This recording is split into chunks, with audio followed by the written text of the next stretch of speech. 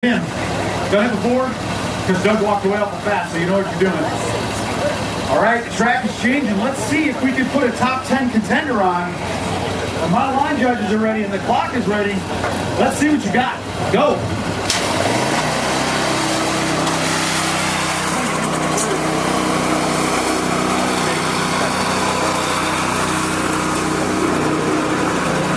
All right, let's see.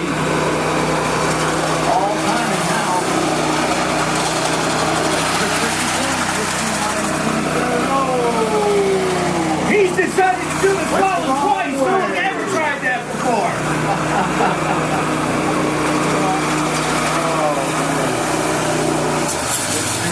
You know what? I would be extremely shocked if you went through the slalom and still beat the fastest time.